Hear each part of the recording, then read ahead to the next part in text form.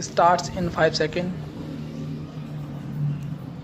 अध्यक्ष महोदय, मैं आपका आभारी हूँ कि आपने मुझे बोलने का अवसर दिया।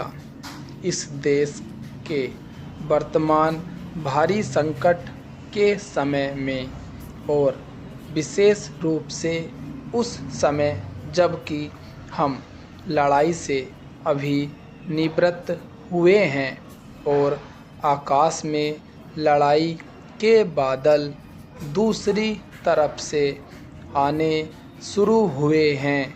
हमारे वित्त मंत्री ने जो बजट पेश किया है वे इसके लिए बधाई के पात्र हैं।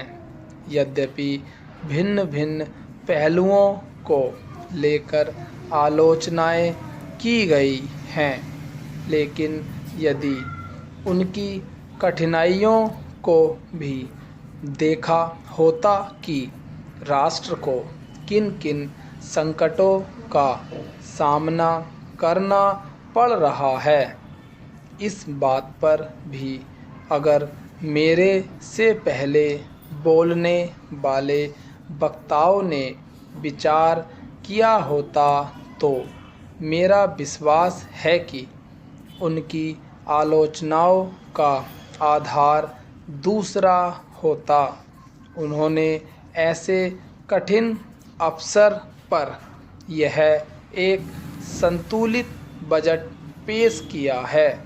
उसके लिए मैं उन्हें बार बार बधाई देता हूँ, लेकिन साथ ही साथ मैं अपना यह कर्तव्य समझता हूँ कि कुछ ऐसे विचार भी उनके सामने प्रस्तुत करूं जिससे उनकी कठिनाइयां कुछ हल हो जाएं।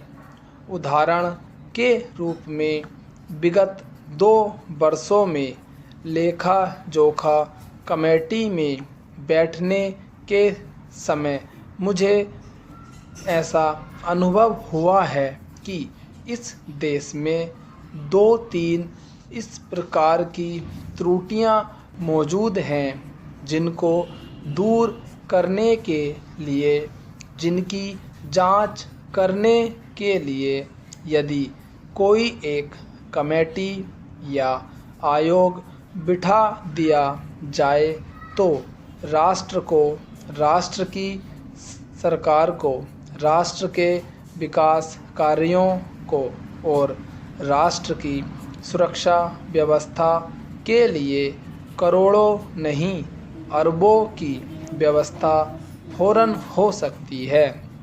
केवल शासन को जागरूक होकर कुछ कदम उठाने की आवश्यकता है।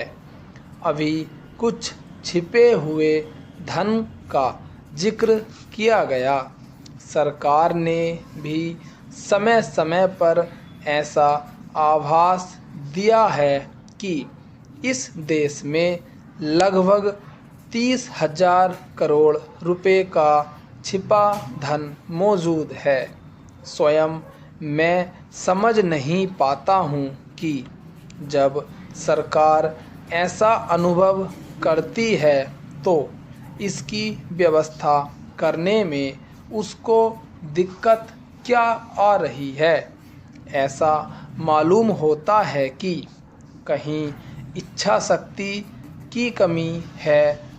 भारत की इस सरकार ने अपनी शक्ति का ठीक से उपयोग करके उस दुश्मन के दांत खट्टे किए जिसके की ऊपर विश्व की शक्तिशाली और इंग्लैंड जैसी शक्तियों का अटूट सहारा था और जिसको कि उन्होंने हमारे विरुद्ध उकसाकर खड़ा किया था और अपना पूर्ण सहयोग दिया था। अध्यक्ष महोदय, मानव संसाधन विकास मंत्रालय की मांगों के संबंध में बोलने के लिए मैं खड़ा हुआ हूँ। शिक्षा की पद्धति के बारे में, उसमें परिवर्तन लाने के बारे में, इस क्षेत्र में हमें जो असफलता हाथ लगी है उसके बारे में अभी मेरे मित्र ने बहुत कुछ कहा है। दुर्भाग्य की बात यह है कि देश में सभी लोग यह मानते हैं कि शिक्षा में प्रगति नहीं हुई है, शिक्षा पद्धति में आमूल-चूल परिवर्तन नहीं हुए हैं, लेकिन फिर भी इस दिशा में कुछ किया नहीं जाता है। ऐसा प्रतीत होता है कि इस विषय में कुछ करने की स्थिति में हम नहीं रहे हैं। स्थिति ज्यों की त्यों चली आ रही है। इतना होने पर भी शिक्षा की मद पर होने वाला जो खर्च है और उसके लिए धनराशि आवंटित की गई है वह भी बहुत थोड़ी है। लेकिन उस पर ना जाकर मैं आपका ध्यान इस ओर दिलाना चाहता हूँ कि मर्ज बढ़ता ही गया, ज्यों-ज्यों दवा की बाली कहावत ही आज चरितार्थ हो रही है।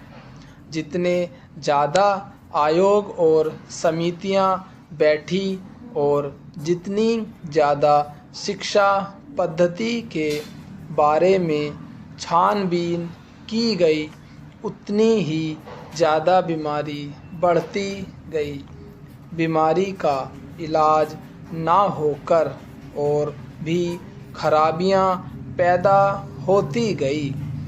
अभी मेरे मित्र ने माननीय मंत्री का ध्यान एक रिपोर्ट की तरफ दिलाया था।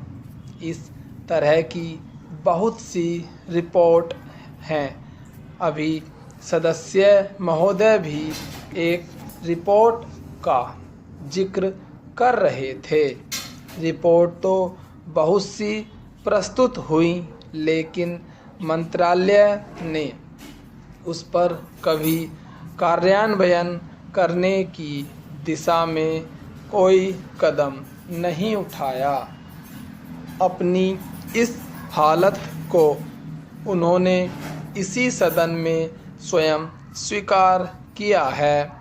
अपनी व्यवस्था को उन्होंने स्वयं यहाँ प्रकट किया है।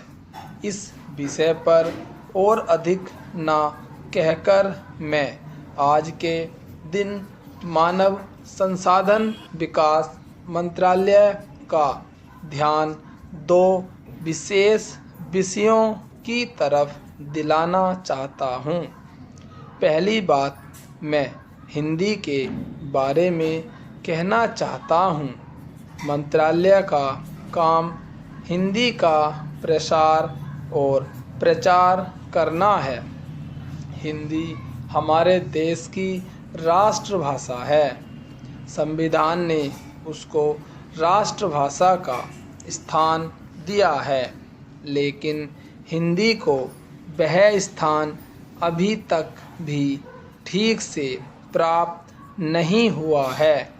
इसके कई कारण हो सकते हैं। एक कारण हिंदी प्रेमियों का अधिक उत्साह हो सकता है। दूसरा, दलगत राजनीति से प्रभावित होकर राजनेताओं का भाषा के बारे में अपनाया गया दृष्टिकोण हो सकता है। स्टॉप।